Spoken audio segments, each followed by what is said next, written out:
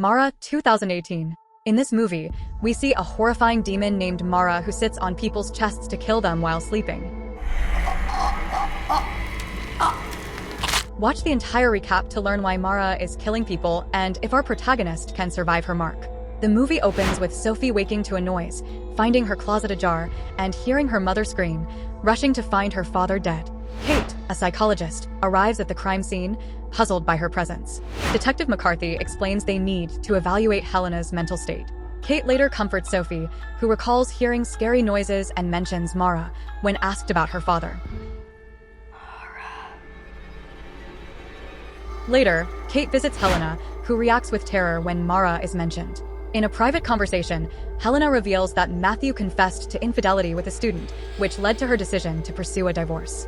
Helena recounts a terrifying experience of sleep paralysis, feeling paralyzed, a heavy weight on her chest, and sensing a malevolent presence with eerie music. Kate, troubled by events, later experiences sleep paralysis at home, encountering a mysterious woman. Sophie's visit to Helena is cut short, and Kate finds a note in Helena's belongings, leading her to Takahashi's chaotic home, where she discovers his lifeless body. Kate persists in her efforts to involve Dougie in the investigation despite McCarthy's objections. She visits Helena at the mental hospital to discuss Takahashi, but Helena remains unresponsive. Kate shares her personal story with Helena, revealing her mother's struggle with schizophrenia and how it influenced her career as a psychologist. Helena discloses that Matthew struggled with sleep paralysis and sought help from Dr. Ellis's support group, where she met Takahashi and Dougie. At the group session, Saul describes encountering an entity he calls a haggard old woman sent by Satan. Dougie corroborates Saul's experience, identifying the entity as Mara and warning against sleep.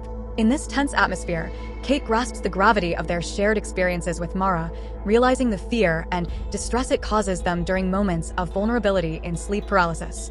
After an intense session led by Dr. Ellis, Dougie's grave warnings about Mara's lethal intentions unsettle everyone present. Dougie insists Mara is real and poses a deadly threat, contradicting Ellis's rational explanations, creating tension in the group. Kate, troubled by Dougie's predictions, shares her concerns with Detective McCarthy, suggesting Dougie might be involved in the killings. McCarthy advises Kate to bring any new leads directly to him rather than pursuing them independently. Back home, Kate finds a voicemail from Helena urgently warning that Mara is closing in and expressing a desperate need to see Sophie. Concerned, Kate tries to reach the hospital but finds the lines down, heightening her anxiety about Mara's imminent threat. Kate wakes abruptly from sleep paralysis to find an apparition of the old woman under her table, which startles her deeply. She recovers quickly and investigates cautiously until interrupted by her ringing phone. Detective McCarthy delivers grim news. Saul has tragically died. McCarthy questions Dougie about his connections to Takahashi, Matthew, and Saul. Dougie remains guarded, responding with no comment to McCarthy's inquiries. His silence frustrates McCarthy, complicating the investigation further and leaving the case in uncertainty. Kate persuades Dougie to open up about Mara, revealing they both saw her after meeting at a group session led by Takahashi. They uncovered Mara's history of killing people throughout ancient times. Dougie confirms knowing Matthew and Helena, explaining Mara marks victims before killing them. Kate considers Mara's origins and manifestations, wondering if she could be a creation of Dougie's mind. Detective McCarthy insists on concrete evidence, updating Kate on a new suspect. Despite hopes of Helena reuniting with Sophie, their relief shatters upon discovering Helena dead in the hospital. Distraught, Kate tries to relax in her bathtub but experiences sleep paralysis, hearing eerie noises as the bathroom door creaks open. Mara appears, terrifying her from behind a curtain.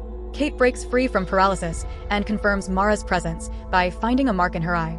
She sneaks into McCarthy's office, finding Dougie's address and a pen drive containing CCTV footage of Helena's murder. Dougie shares Mara's global presence under different names, citing references dating back to 400 BC in medieval literature and the Chinese Book of Dreams. Kate questions why Mara's encounters are fatal for only a few despite being witnessed by millions. Dougie acknowledges he hasn't fully understood Mara's pattern but notes she tends to strike in clusters after significant events. He outlines Mara's curse stages: paralysis and seeing Mara, Stage 1, Mara marking victims with a red eye, Stage 2, Mara climbing on the chest and gripping the throat, Stage 3, and seeing Mara awake followed by death, Stage 4. Kate listens as Dr. Ellis explains the scientific underpinnings of sleep paralysis and its hallucinatory nature, influenced by cultural beliefs and individual fears. Ellis uses examples like Freddy Krueger, historical witches, and modern aliens to illustrate how cultural context shapes these experiences. Kate, puzzled by why she saw Mara despite Mara not being culturally relevant to her, questions Ellis further. Ellis attributes Kate's experience to Helena's narrative about a sleep demon, suggesting it influenced her hallucinations. He firmly maintains that Mara isn't real and dismisses the notion that sleep paralysis can cause death. Later that night, Dougie's generator malfunctions, setting off alarms in his home. Kate wakes to Sophie's voice calling her from inside her house. Confused, she sees Sophie outside the window. Suddenly, Helena's voice startles her from behind, but Kate awakens again, now in sleep paralysis. Terrified, she sees Mara standing beside her bed, choking her until she breaks free from the paralysis. The next day, Kate is concerned about Sophie's distressing dreams and guilt over her mother. She receives a message from Dougie, who has reached stage 4 after failing to stay awake. Determined to help him, Kate rushes to Dougie's side. Finding Dougie, Kate reassures him that Mara isn't real and promises her support. She takes Dougie to Dr. Ellis' clinic, hoping for a solution. Ellis attributes their experiences to exhaustion and suggests they need a good night's sleep. Later, Kate and Dougie sleep in the clinic's lab while Carly monitors. Mara enters unnoticed. Kate wakes up paralyzed, horrified as Mara approaches Dougie, unable to intervene. Kate witnesses Mara killing Dougie in the sleep lab while Ellis attempts to intervene, but is too late to save him. Mara then turns towards Kate, but Ellis wakes her up just in time, preventing Mara from harming her. Distraught by Dougie's death, Kate rushes to the hospital, where she finds Sophie experiencing sleep paralysis and seeing Mara. Kate urgently warns Sophie's grandpa about the danger and advises him to keep Sophie awake to protect her. Driven to uncover more about Mara, Kate secretly enters Dougie's house. There, she discovers evidence linking Mara's victims to their guilt. Saul killed his mother, Matthew had an affair, and Dougie was involved in incidents during his time in Iraq. Seeking more information, Kate contacts McCarthy, who reveals Takahashi's tragic history in Japan, suggesting a link to Mara's deadly influence. Kate fights exhaustion as she tries to save Sophie and confront Mara. Hallucinations plague her, first seeing Helena's ghost, then an alarming encounter with Sophie causing a car crash. Despite this, Kate boards a ferry to the hospital, but eventually succumbs to sleep. She wakes to find Mara attacking her on the ferry, fleeing to the hospital where Mara continues to pursue her, posing a threat to Kate and those she cares about. Kate rushes to protect Sophie from Mara, sacrificing herself by claiming guilt to distract the malevolent entity.